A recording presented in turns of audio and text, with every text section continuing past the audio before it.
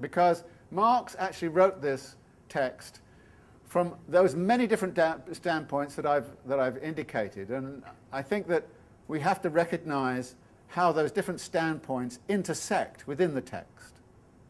Now, there are in fact three major areas of inspiration for this work, and they're all powered forward by a deep commitment on Marx's case, in Marx's case, to critical theory, to a critical analysis. When he was relatively young, he wrote a little piece to one of his sort of editorial colleagues at a German journal. And the title of the piece is "For a Ruthless Criticism of Everything Existing." A very modest piece, and I suggest that you actually go read it, because it's fascinating.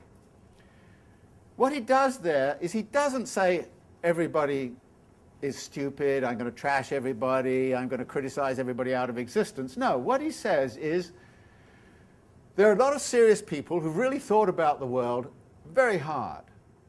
And they've seen certain things about the world, and what they have seen is our resource. What the critical method does is to take what they have seen and to work on it and to transform it into something different.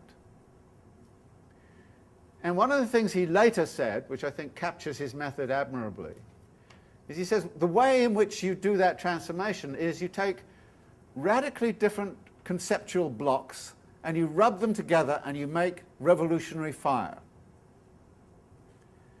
And that is in effect what he's doing. He's taking very, very different traditions, pushing them together, rubbing them together, and creating a completely new framework of knowledge. And as he says in one of his introductory prefaces or so on, he says, well, if you're trying to create a new system of knowledge, then you've got to reshape the whole conceptual apparatus. You've got to reshape the whole method of inquiry. Now, the three conceptual blocks that he rubs together in Capital are really these. First, there is the conceptual block of political economy. 18th century, early 19th century political economy. This is mainly English, not solely English, but it's from Locke and Hobbes and Hume to, of course, Adam Smith and Ricardo and Malthus and a host of other figures like Stewart and minor figures. And he subjected all of these people to a deep, deep criticism in 3 volumes called Theories of Surplus Value. He didn't have a photocopying machine, and he didn't have the web and all those kinds of things, so he laboriously copied it up by hand, long passages from Adam Smith, and then wrote a commentary on them. Long passages from Stewart, again, long sort of commentaries on them. In fact, what he was doing there was what we now call deconstruction. And one of the things I learned from going through Theories of Surplus Value was how to deconstruct arguments this way. How, and in fact, what he does is to say, Adam Smith makes this argument. What is he missing out? What is the absence? What is the missing piece in this that really helps pin it all together, and when we put it in there, transforms the argument? So political economy is really quite strong as one of the pieces in the story. Now, I know political economy pretty well. I've read a lot of that stuff, and I feel fairly familiar with it. And maybe it's because I come out of the English tradition and all the rest of it that I feel fairly comfortable with it. And so when we're going through, I'll give you quite a bit of the materials coming out of that in terms of where Marx is getting his inspiration from, because he doesn't always cite it in Capital. An idea comes up which is clearly taken from one place and is very significant, but Marx doesn't always cite it.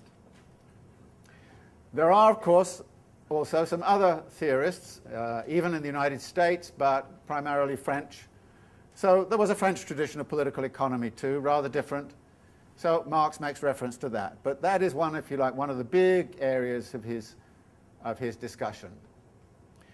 The second area is German classical critical philosophy, which stretches back to the Greeks. Now, Marx wrote his dissertation on Epicurus. So he was very, very familiar with Greek thought.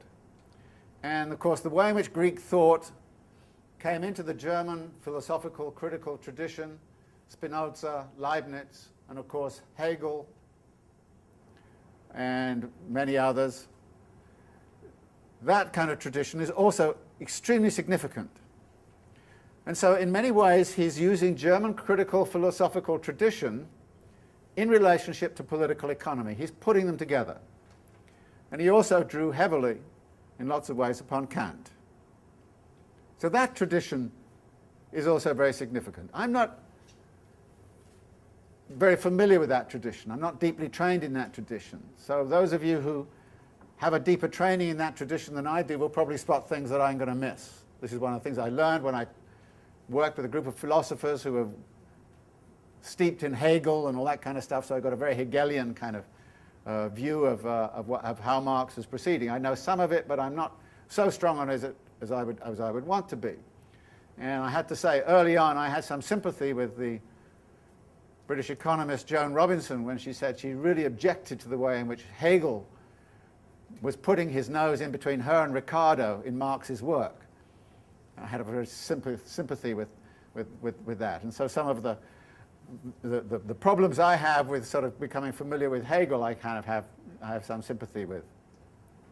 In fact, I jokingly say, and I probably shouldn't say it and I'll upset all the Hegelians around, actually one of the best things about reading Hegel before you read Marx is it makes reading Marx pretty easy. So get yourself a dose of Hegel before you do Marx and then everything will be okay. The third tradition that he uses and appeals to a lot is the utopian socialist tradition. Now this is primarily French, although there's Robert Owen and some of the British, and of course Thomas More in the British tradition, who crops up every now and again in the text. But the big socialist thinkers, there was this tremendous burst of utopian thinking in the 1830s and 1840s in France. People like Etienne Cabet, who created the group called the Icarians that came here and settled in the United States after 1848. Proudhon, Saint-Simon, Fourier. Marx was very, very familiar. He spent some time in Paris, very familiar with their works. And if you read the Communist Manifesto, you find that he's a bit frustrated with their works. He doesn't like the way in which the utopians are actually configuring some ideal society over there without any idea of how to get from here to there. For Marx, what he wants to do is to try to convert the socialist project from a utopian socialist project into a scientific socialist project. But in order to do that, he just can't take English empiricism, English political economy, those kinds of things. He has to recreate, reconfigure what scientific method is all about. And his scientific method is therefore predicated very much on this interrogation of, if you like, the mainly English tradition of classical political economy with the mainly German tradition of critical philosophy, with, if you like, the utopian impulse, asking what is communism, what is a socialist society, how can we critique capitalism as, if you like, the third strain which is impelling him forward. Now I'm pretty familiar with